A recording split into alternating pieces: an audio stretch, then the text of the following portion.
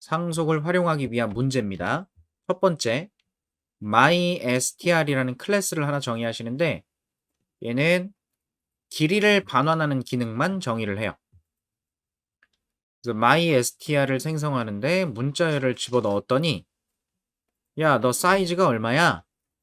14 라고 출력을 시키는 딱 이 기능만 mystr이 갖도록 하고요. 그 다음 추가로 새로운 클래스를 정의하시는 거예요. mystr2. 얘는 길이를 반환하는 기능을 갖고 대문자의 개수가 몇 개인지 반환해주는 기능을 갖는다. 두 개의 기능이 들어있는 거죠. mystr은. 그래서 mystr을 생성할 때 문자열로 생성을 하고 사이즈가 얼마니? 그 다음에 대문자 개수는 몇 개니? 이런 걸 출력해 줄 수 있게. 세 번째 클래스를 또 정의하는데 이 녀석을 보니까 길이 반환, 대문자 개수도 반환, 소문자 개수도 반환. 기능이 더 많아졌죠.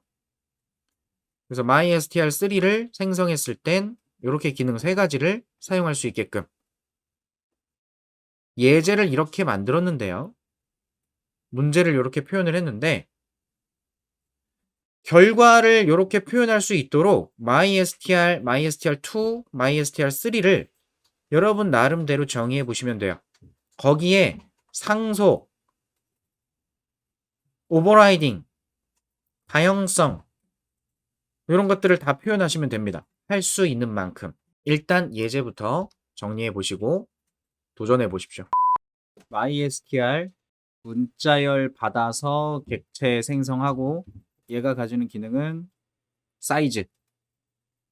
너가 갖고 있는 문자열이 길이가 얼마냐? 요걸 반환하는 기능 하나만 있습니다. 그러면 mystr을 생성할 때 문자열을 세팅해 줄 수 있고 네가 갖고 있는 문자열이 길이가 얼마냐라는 기능을 사용할 수 있겠죠.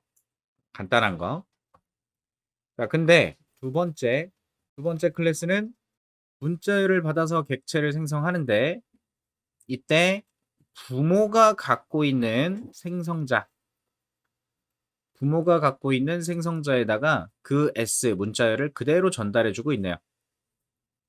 mystr2가 문자열을 갖지 않고 상속받은 mystr이 갖도록 하고 있습니다. 그리고 추가 기능 대문자만 확인하기 위해서 문자열에 하나하나 문자를 가져와서 대문자 범위에 포함하는지에 따라 개수를 증가시키고 있네요. 이렇게 해서 갖고 있는 문자열의 개수를 판단합니다. 대문자의 개수를. 그러면 mystr2는 전달받은 문자열이 있을 때 자신이 생성되기 전에 mystr 객체를 만들 거고 거기다가 이 문자열을 그대로 주겠죠. 문자열을 얘가 가지고 있을 거고요. mystr2가 만들어져서 부모가 갖고 있는 사이즈도 사용할 수 있고 자식의 정의해 놓은 어퍼 카운트도 사용할 수 있겠죠. 부모의 기능 플러스 자식 기능 해서 확장 이런 게 상속이라는 걸 이해하시면 됩니다. 마찬가지 개념으로 mystr3는 똑같이 부모의 생성자를 호출하네요. 자, mystr3 입장에서 부모의 생성자라고 했을 때는 mystr2의 생성자가 될 거고요.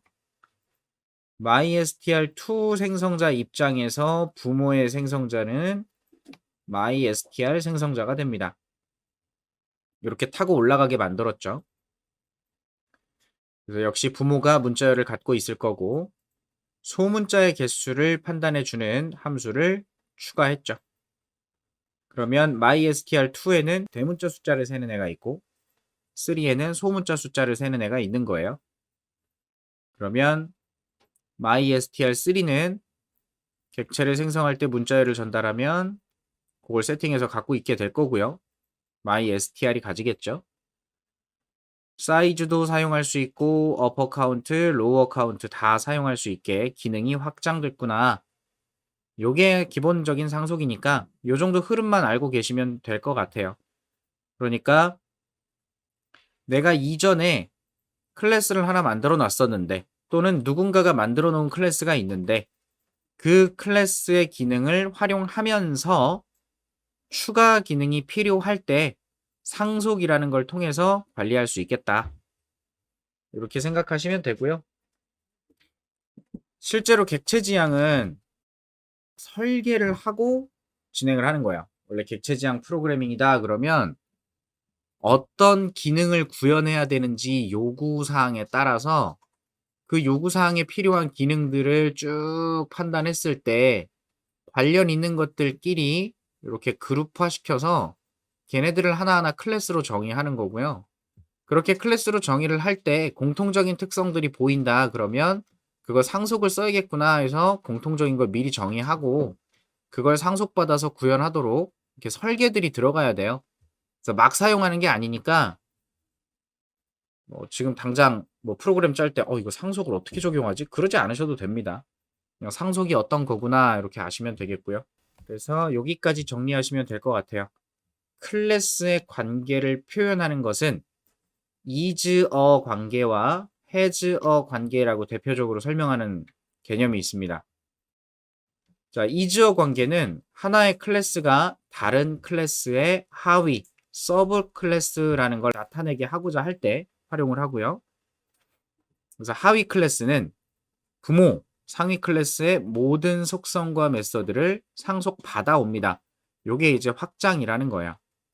정의하고 있는 거죠. 자, 이것은 A는 B의 종류다 라고 하는 말로 표현할 수 있으면 is어 관계를 표현하고 상속을 적용하기에 괜찮다 라고 이야기를 해요. 강아지가 동물의 하위 맞죠? 동물이 있고 상속받아서 강아지가 있다.